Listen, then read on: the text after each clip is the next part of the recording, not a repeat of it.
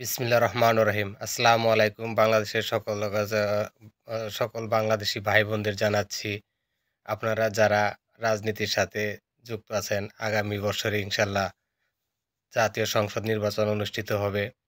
Awami League, BNP, জাতীয় party যাই আছেন, আপনাদের যে আছে রাজনীতির রেজুলেশনে যে নিয়মগুলো যে লিপিবদ্ধ আছে, আপনারা একটু মিলিয়ে দেখেন যে আপনারা তো মুসলিম।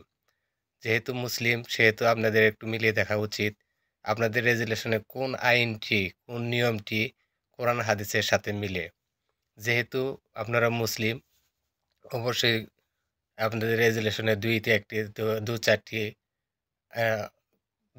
দলের নিয়মকানুন ২-৪টি কোরআন হাদিসের সাথে মিলাটা স্বাভাবিক। তাই আপনি একটু মিলিয়ে দেখেন। আর যদি কোরআন হাদিসের সাথে না মিলে, তাহলে আপনারা মুসলিম দাবি করার কোনো কারণ নেই। কারণ মুসলিম যারা প্রকৃত মুসলিম ইমানদার মুসলিম, তারা অবশ্যই কোরআন হাদিস অনুযায়ী চলবে এবং কোরআনের আইন মানবে। যে সকল মুসলিমরা কোরআনের আইন মানে না এবং কোরআনের আইনের বিরুদ্ধে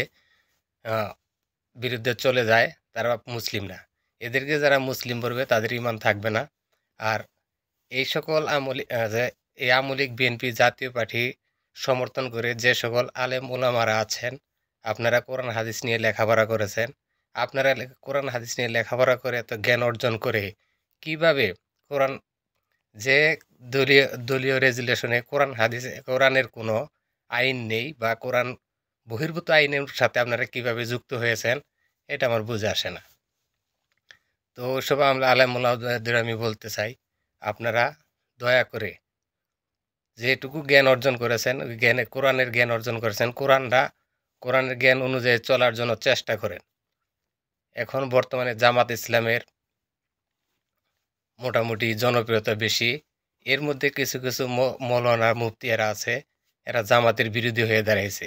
আসলে এরা জামাত বিরোধী না ইসলাম বিরোধী, এরাই ভালো জানে। আমার মনে হয় এরা ইসলাম বিরোধী। যদি ইসলাম বিরোধী নাই হতো, তাহলে তাহলে তারা জামাত ইসলামের বিরুদ্ধে কোনো কথাবার্তা বলতে পারতো না বা বলতো না। তারা এদের সাথে ঐক্যবদ্ধ হয়ে তারা নিজেরাই সুন্দর একটি দল গঠন করে নির্বাচনে অংশগ্রহণ করত। এরা জামাত বিরোধী বললেও ভুল হবে। এরা জামাত বিরোধী না, এরা আসলে ধর্ম ব্যবসায়ী। কারণ এরা যদি জামাতের সাথে ঐক্য করে রাজনীতিতে অংশগ্রহণ করে, তাহলে এদের ধর্ম ব্যবসাটা নষ্ট হয়ে যাবে। ধর্ম ব্যবসার জন্য এরা এখন ইসলামী দলের বিরুদ্ধে কথাবার্তা বলছে, অথবা তাদের ব্যবসার ক্ষতির কারণেই তারা ইসলামের বিপক্ষে যেতে চাইতেছে। অমুকে কাফের, অমুকের ভোট দেওয়া জায়েজ নাই, এই সকল কথা বলিয়ে বেড়াচ্ছে। তাই আমি এদেরকে করজোড়ে অনুরোধ করব, আপনারা কোরআন হাদিস নিয়ে লেখাপড়া করেছেন, একটু কোরআনের আইন মানার চেষ্টা করেন। যেখানে কোরআনের আইন প্রতিষ্ঠিত হবে, সেইভাবে আপনারা আপনাদের দল পরিচালনা করেন। সবাইকে ধন্যবাদ জানিয়ে আমি আমার এখানে কথা শেষ করছি। আসসালামু আলাইকুম।